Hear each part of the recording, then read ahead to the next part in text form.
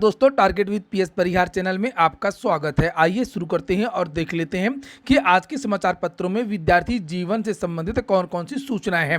तो वीडियो को जल्दी से लाइक कर दें, शेयर कर दें और जिन छात्रों ने चैनल को अभी भी सब्सक्राइब ना किया हो तो जल्दी से सब्सक्राइब कर लें ताकि आप लोगों को भी इसी प्रकार के ऑथेंटिक अपडेट्स सबसे पहले मिलती रहे। चलिए शुरू करते हैं। 2900 कानून को और 600 नायब तहसीलदार के पदों पर भर्ती होगी। अमर उजाला आज का समाचार पत्र है जिसमें लिखा हुआ है राजस्व निरीक्षक जिसे पहले कानून को बोलते थे वह नायब तहसीलदारों की होगी भर्ती। कई वर्षों से लेखपालों और संग्रह व भूमि अध्यापित अमीनों राजस्व निरीक्षकों को पदोन्नति का इंतजार है। आपको बता दूं कि पिछली बार लगभग 2013-14 में ये भर्ती आई थी जो उत्तर प्रदेश लोक सेवा आयोग के द्वारा हुई थी। उसके बाद से ये भर्ती नहीं आई है और ये भर्ती आएगी भी नहीं क्योंकि ये भर्ती की नियमावली में बदलाव कर दिया गया है और अब ये भर्ती सीधे सीधे केवल प्रमोशन के आधार पर होगी। नायब तहसीलदार की भर्ती भी प्रमोशन के आधार पर भी होती है और पीसीएस के माध्यम से भी होती है। तो यहाँ पर जो आज बात हो रही है वो केवल पदोन्नति की बात हो रही है। लिखा कई वर्षों से लेखपालों और संग्रह व भूमि अध्यापित अमीनों राजस्व निरीक्षकों को पदोन्नति का इंतजार है। राजस्व परिषद अगले 100 दिनों में राजस्व निरीक्षकों के रिक्त 2900 व नायब तहसीलदारों के रिक्त 602 पदों को भरने का फैसला किया। इससे पिछले कई वर्षों से पदोन्नति का इंतजार कर रहे राजस्व संवर्ग के कर्मियों को बड़ी राहत मिलने की संभावना है। फील्ड में राजस्व प्रशासन के कामकाज में तेजी भी आएगी। तो 2000 से अधिक जो लेखपाल हैं वो चले जाएंगे कानून को बनने के लिए। अब ये देखने वाली बात होगी कि जो भर्ती निकली है लेखपालों की उसमें ये जो रिक्त पद होंगे लेखपालों के ये जोड़ेंगे या नहीं जोड़ेंगे, बहुत मुश्किल है। हो सकता है कि आगे फिर एक भर्ती देखने को मिले लेखपालों की। अगली सूचना है यूपी टीईटी 8 प्रश्न गलत सभी के मिलेंगे अंक। ये गलत तरीके से यहाँ पर लिखा हुआ है और ये सबको मिला करके है। लिखा है कि परीक्षा नियामक प्राधिकारी कार्यालय ने गुरुवार को यानी कल उत्तर प्रदेश शिक्षक पात्रता परीक्षा, आप लोगों ने अगर वीडियो को लाइक ना किया हो तो लाइक अवश्य कर दें और जिन छात्रों ने चैनल को अभी भी सब्सक्राइब ना किया हो तो जल्दी से सब्सक्राइब जरूर करें ताकि आप लोगों को भी विद्यार्थी जीवन से संबंधित इसी तरीके के ऑथेंटिक अपडेट सबसे पहले मिलती रहे। यहाँ पर नीचे लिखा है कि अंतिम उत्तर कुंजी जारी कर दी गई है। टीईटी में पूछे गए 8 प्रश्नों को गलत माना गया है। ये इसमें जूनियर प्राइमरी सब जोड़ करके है। कल इसके बारे में मैंने विस्तृत वीडियो बनाया था। विद्यार्थियों में बहुत ज़्यादा असंतोष है कि कम से कम जो 2017 में जिन प्रश्नों में बदलाव किया गया था, हाईकोर्ट ने जो आदेश दिया था जिनके पुख्ता साक्ष्य थे उनमें बदलाव होना चाहिए था लेकिन बदलाव नहीं किया गया और विद्यार्थी इसके लिए अब कोर्ट जा रहे हैं। अंग्रेजी के 3 प्रश्नों में बदलाव हुआ था, मनोविज्ञान के 1 प्रश्न में बदलाव हुआ था और इसी तरीके से 1 प्रश्न में बदलाव संस्कृत में हुआ था। उसके बाद में कोई बदलाव नहीं हुआ है।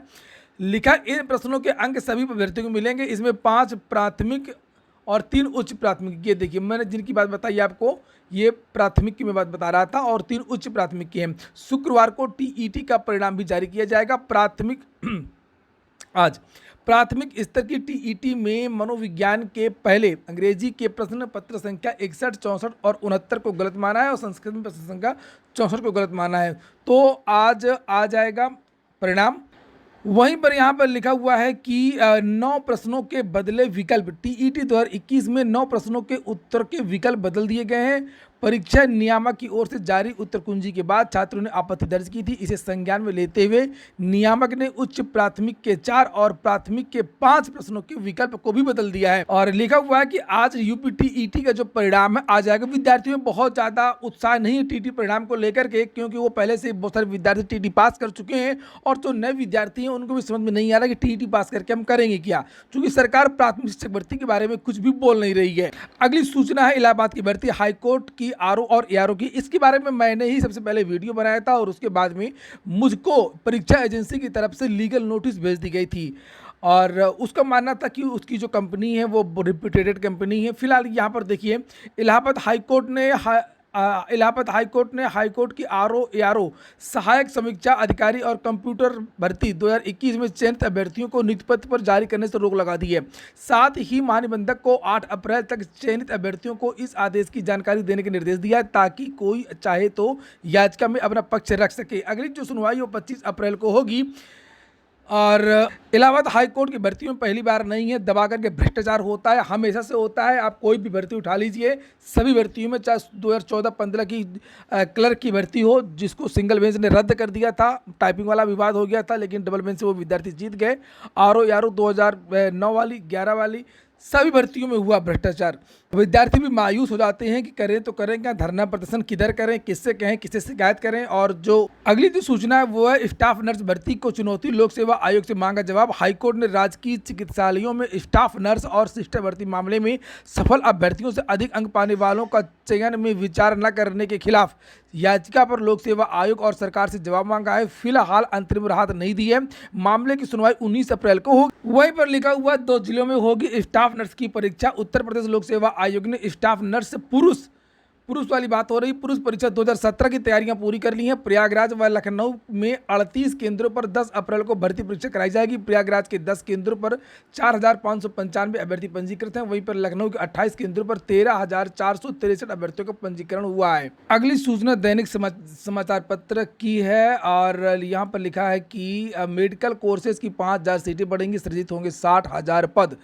और वास्तव में ये सूचना कल छूट गई थी। और यहाँ पर लिखा है कि प्रदेश में हेल्थ इंफ्रास्ट्रक्चर बढ़ाने के साथ साथ मेडिकल की पढ़ाई के अवसर भी बढ़ेंगे ताकि उन्हें मेडिकल के लिए विदेश जाना ना पड़े। और यहाँ पर नीचे लिखा कि मेडिकल कोर्सेज की 5,025 सीटें बढ़ाई जाएंगी। इसमें से एमबीबीएस की 1,300, पीजी कोर्सेज की 725, नर्सिंग की 2,400 और पैरामेडिकल कोर्स की 600 सीटें बढ़ जाएंगी।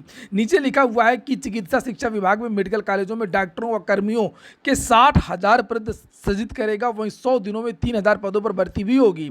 मेडिकल कॉलेजों में सीट बढ़ने से विशेषज्ञ चिकित्सकों व स्टाफ की उपलब्धता में वृद्धि होगी। इसमें 200 करोड़ रुपए खर्च होंगे। वहीं रोजगार सृजन पर 24 करोड़ रुपए खर्च किए जाएंगे। 35 मेडिकल कॉलेजों में हेल्थ मैनेजमेंट इंफॉर्मेशन सिस्टम शुरू किया जाएगा। इस पर 17 करोड़ रुपए खर्च होंगे। तो आने वाले दिनों में आपको मेडिकल विभाग में भी भर्तियां देखने को मिल सकती हैं। जिस 100 दिन के एजेंडे की बात की जा रही है सरकार की, उसमें प्रत्येक विभाग को निर्देश दिए गए हैं, चाहे वो मेडिकल विभाग हो, यूपी SSSC और उत्तर प्रदेश अधीनस्थ सेवा चयन आयोग को भी आदेश दिए गए हैं कि 100 दिन के अंदर भर्तियां जो है वो पूरी करें। यहाँ पर लिखा हुआ कि यूपी SSSC 21,500 पदों पर भर्ती के लिए परीक्षाएं आने वाले 100 दिनों में करवाएगा और इस अवधि में आयोग की ओर से 13,041 पदों के रिजल्ट भी घोषित कर दिए जाएंगे। वहीं पर उत्तर प्रदेश लोक सेवा आयोग के बारे में भी जानकारी दी गई है। उसी समाचार पत्र में लिखा है, आयोग को 30 अप्रैल तक अध्यापन सभी विभाग भेज देंगे। उत्तर प्रदेश लोक सेवा आयोग और लोक सेवा आयोग की ओर से अध्यापन भेजने की प्रक्रिया में तेजी लाने और इसे जवाब दिलाने के लिए विभागों की ओर से ऑनलाइन भेजने की व्यवस्था की जाएगी और इससे चयन प्रक्रिया प्रभावी निगरानी हो सकेगी। तो वहीं पर यूपी SSSC में बदलाव के लिए, सुधार के लिए विद्यार्थी लगातार प्रयास कर रहे हैं। जहां पर कुछ अभ्यर्थी कल समाजवादी पार्टी के कार्यालय पर गए थे और वहां पर अपनी बात रखी थी। तो वहीं पर केशव प्रसाद मौर्य जो उप मुख्यमंत्री हैं उत्तर प्रदेश के, उनको भी विद्यार्थियों ने जूनियर असिस्टेंट इत्यादि भर्तियों से संबंधित ज्ञापन दिया था। केशव प्रसाद मौर्य को जो ज्ञापन दिया गया था उसे आप लोग यहाँ पर देख सकते हैं। लिखा हुआ केशव प्रसाद मौर्य और भर्तियों के बारे में जानकारी दी गई है कि 2016 की भर्ती अभी तक पूरी नहीं हो पाई है। वही वो फॉरेस्ट गार्ड के विद्यार्थियों ने कंप्लेन किया था, आप लोग यहाँ पर देख सकते हैं। 7 अप्रैल ये कल की यहाँ पर डेट पड़ी हुई है। ऊपर यहाँ पर देखिए आप लोग 7 अप्रैल की डेट पड़ी हुई है। अनुभव तिवारी, राहुल सिंह इत्यादि ने ये कंप्लेन किया था वन रक्षक परीक्षा 2019, इसलिए इन विद्यार्थियों की परीक्षा नहीं हो रही है।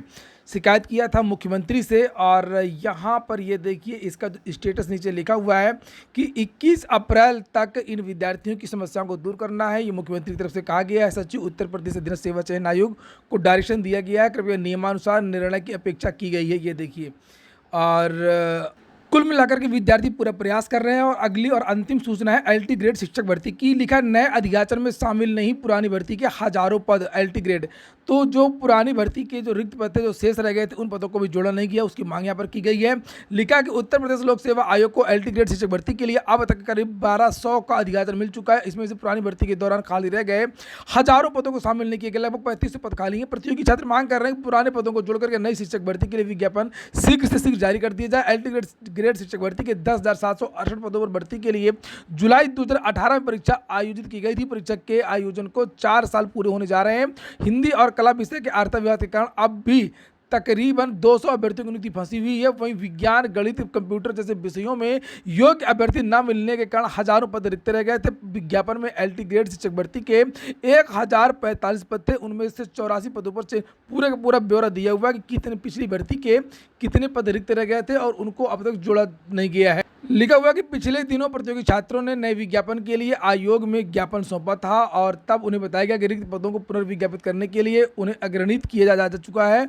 हालांकि माध्यमिक शिक्षा निदेशालय ने जो अधिसूचना भेजा है उसमें 2 वर्ष 2018 की भर्ती के रिक्त पदों को शामिल नहीं किया गया, तो उन पदों को जोड़ने की मांग की गई है।